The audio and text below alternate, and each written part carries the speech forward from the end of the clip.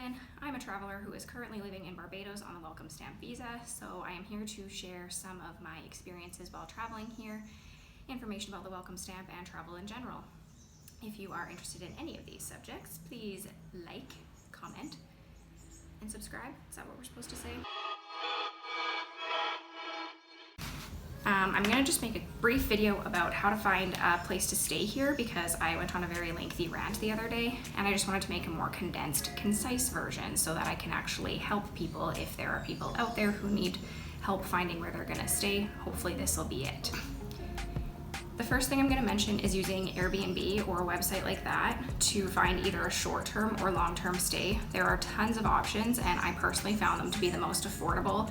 Airbnb is also really nice because I think for the most part you can pay in your home country's currency. So Airbnb I would highly recommend to take a look at. It is what we chose to do for the first month and a half that we were here, and I'm really glad we did it this way.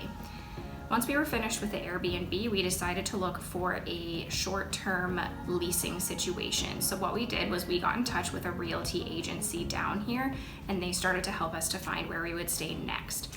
What's nice about this is you can find somewhere that's a little more permanent. With us, we had been here for a while and we kind of knew where we wanted to be. So we went from there in choosing a new place to live with the help of a professional. She was able to send us video recordings and tours of the places that we were interested in. And then she was also able to take us actually to look at a few places, which was really nice as well, because it's nice to see them in person. We found a lot with the realty companies, a lot of the photos were making the places seem smaller than they were in person. Whereas Airbnb I found was the opposite.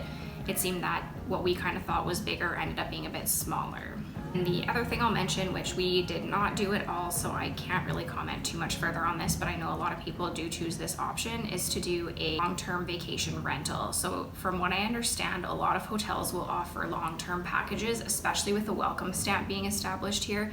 They offer discounts for all-inclusive hotels or just normal hotels. So that's another thing to consider as well. In terms of what part of the island that you're going to live on, from what I understand and what our realtor said to us was that she would recommend anyone coming here who has never been here before to stay in the south because it is very busy. There's lots going on. There's lots of bars and restaurants. The beaches are really nice. There are lots of beaches to go to. So she recommended the south would be a good place to kind of gravitate towards if you're new. The north and east are pretty quiet from what I understand. It's more like countryside. The beaches on the east have, like, the coast is a little bit rougher, so it's better for surfing, that kind of thing. Whereas beaches on the south and west seem to be better for swimming, and they're just much more calm in general.